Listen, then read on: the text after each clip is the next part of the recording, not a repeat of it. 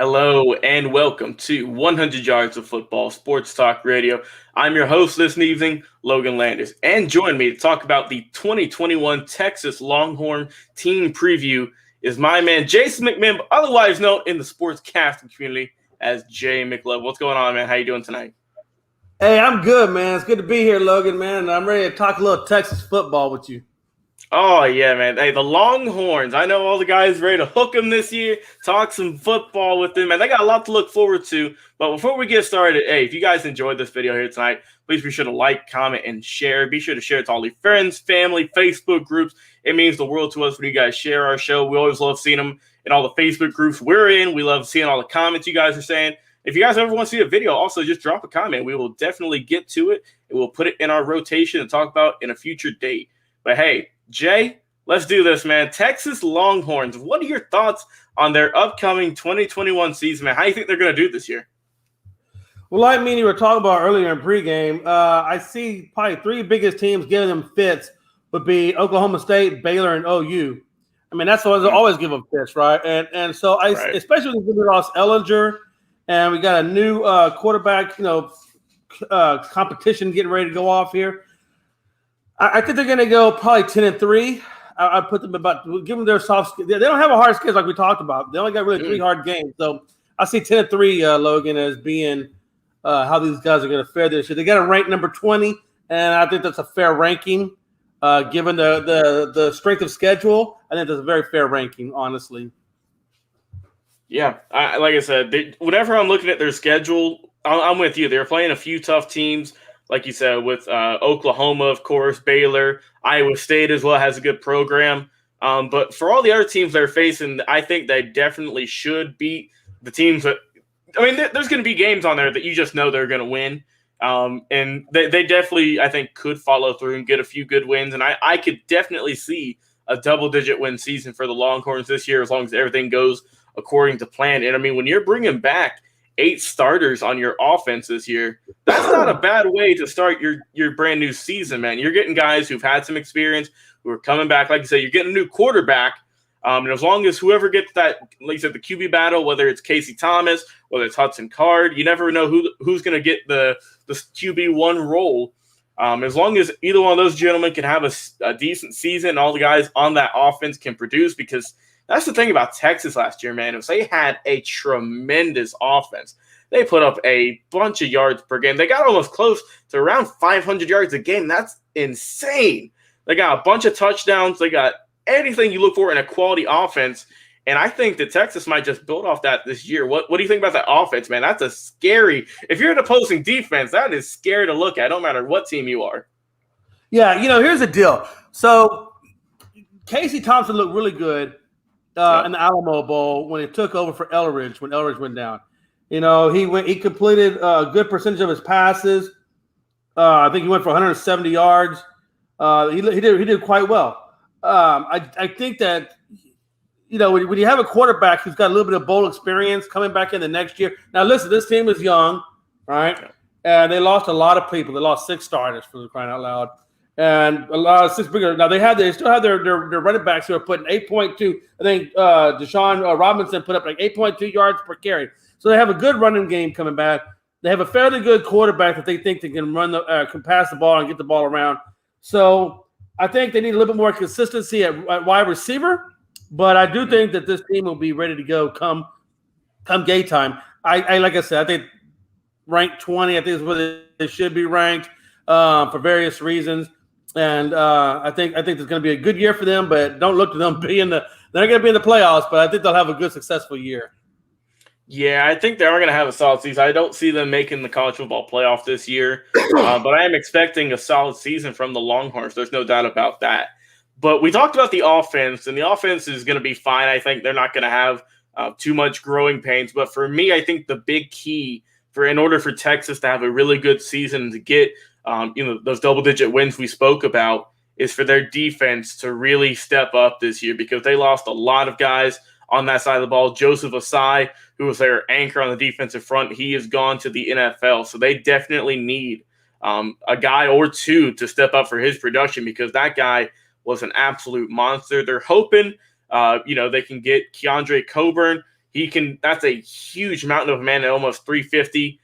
They have a lot of guys who have potential. There's no doubt about that. But when we're doing these team previews, man, potential is just all we can go off of. We got to see how they're going to do in the game film. And we always love watching game film on these guys. And I think that if Texas's defense, especially their defensive line, if they can step up, if they can get some sacks, if they can get just better on defense, I think as a whole, Texas might shock a few people. They might. What's your thoughts on their defense? Well, they got some people coming back. So they have Alfred Collins on the defensive line, who's emerging into a great talent. They still have depth on their defensive line as well. So their defensive line is okay. The weak side linebacker O'Shawn had a breakout season in 2020 with 2 picks and 2 forced fumbles. Mm-hmm. So there are bright sides to that defense. Their secondary between Ford and Hullaby are doing quite well. And I'm going to say this guy's name wrong. His first name is David. I want to say it's Gabinda or something like that. I know I'm going to pronounce his wrong name. I think it's Dave Gabinda, if I'm saying it right. They have plenty of talent. They have plenty of talent returning on the secondary, and they have plenty of talent returning on the defensive line to make them a force to be reckoned with. And like I said, their schedule's not that hard. Their biggest talent or their biggest attribute is going to come between OU and possibly Oklahoma State. That's going to be their biggest competition this year, possibly Baylor. So I don't see that much for them to have to worry about, until they get in. They'll get into a bowl game, maybe to the Alamo Bowl or something along those lines, and they have something to build off of. The biggest for those guys is not going to be their defense. It's going to be making sure that Casey Thompson is the guy that they're looking forward to, because he will be going up against Hudson Card, I believe is the guy that is going to be going up against him in quarterback competitions. So I don't see the defense being the issue. I see the offense and making sure that they get that offensive line and offense quarterback situation squared away, and I think they're going to be just fine. Yeah, it also helps to just wrap things up on the defensive side of the ball. That they're having all 5 bowl game starters. They're coming back in the secondary as well. That's definitely going to help them out. Like I said, as long as that defense steps up the way the offense has been rolling the last few seasons, Texas could shock some people. Like I said, I don't think they're going to get into the college football playoff by any means, but I could definitely see them getting a double-digit win season and definitely moving up there in the top 10 rankings, perhaps. We'll have to see. So, Jay, who is your breakout star? I'm going to make a bold statement. All right, what you got? What's your statement? Well, okay, the breakout star I got is going to be on their running back side. I think that running back that they have, like I said, the guy's got 8.2 yards per carry. I think Robinson is going to be their running back. Robinson is going to be their breakout star. But I'm going to say this. I want to make this real clear, man. And in terms of where Texas goes in the future, not just where they're going to be right now. And when we talked about this in pregame, when Matt Brown was there, I mean, they were doing pretty well, and they were still, highly ranked, in terms of 1 through 5. Matt Brown had a lot of control over that team. And when he left and Herman and Bowles and all the other guys came through there, the billionaire boosters really took over that program and really tried to take and say what they wanted that program to do. And they took a lot of the ownership and they took a lot of the power away from the head coach, which honestly is why Nick Saban is not at University of Texas. If anybody remembers a while back, Texas was trying to get Nick Saban to come over on a $72 million deal. And that's a lot of dang money. But Nick Saban turned it down to go back to Bama. Why? He went back to Bama because he knew he had control over his team. He knew that what he said was going to happen, and he didn't have to worry about answering to a bunch of boosters with a lot of money.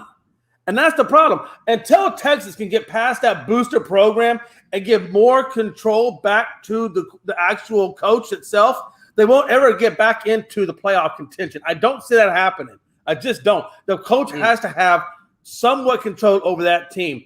And when a lot of those boosters had their hands in it, even Sarkisian, as good as he was as an offensive coordinator for Bama coming off a winning season, he's not going to be successful enough unless they give him the amount of control that he needs. Now, he said he wasn't going to come to a team that didn't have a qualified quarterback at the helm.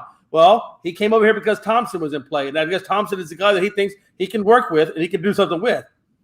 But how successful will Sarkisian be if the boosters don't let him do what he's supposed to do at that level, right? We'll see what happens. Right. Yeah, that's definitely an interesting case to bring up for sure because, we'll see with Sarkisian, who we've seen is a very talented individual when it comes to the offensive side of the ball. I'm in agreement with you for their offensive standout. It's definitely going to be Robinson at the running back position. I could definitely see Sark using him as how he used Najee Harris last year with Alabama, man. Because we know how Najee Harris performed, man. An absolute stud at the run back position. And I could definitely see Robinson stepping up big this year for the Texas offense. But I'm going to go over to the defensive side of the ball and who I think is going to help them out a lot this year. And then that's going to be easily linebacker DeMarvion Overshown Senior.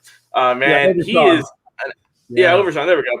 Heck of a name, but man, even better of a ball player. Absolute monster, 6'4", 217, absolutely lightning quick at the linebacking position.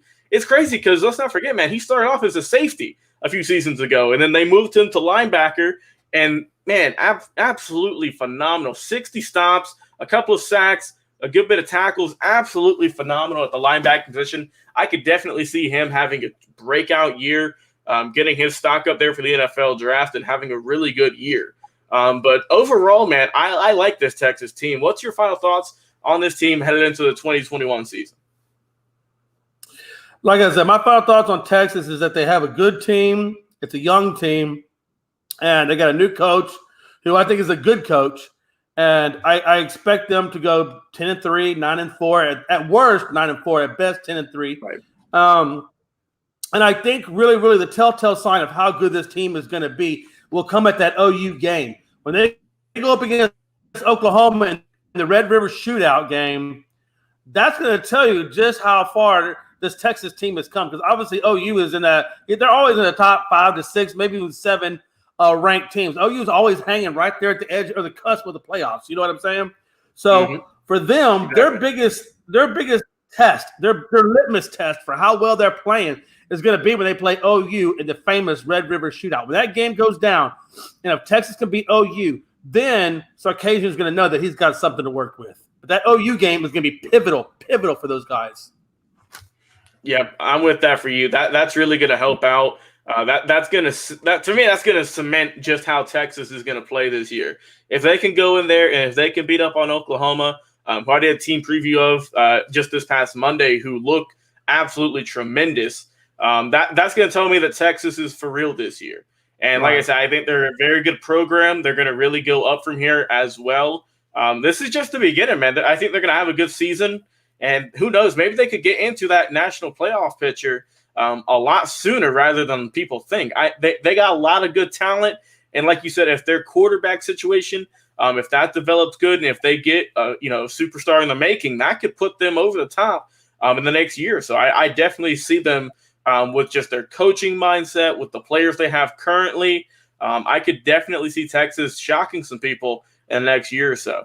Well, hey, if you guys have enjoyed this video here tonight, first off, thank you so much for tuning in and watching here at 100 Yards of Football. Be sure to like, comment, share, and subscribe. It means the world to us that you guys view our videos, you share them with your friends and family, and most importantly, that you comment on our videos. We've been getting a lot of great comments that really mean a lot to us, man. You guys have been doing a great job just saying if you like this certain player, if you enjoyed this team, or even if you watch some of our Legends interviews, if you know who the guests are, that's always just a great thing, just something that makes our day a little bit brighter when you guys comment on our shows. Also, be sure to go check out our podcast, available on Spotify, Apple, iTunes, iHeartRadio, anywhere you listen to podcasts.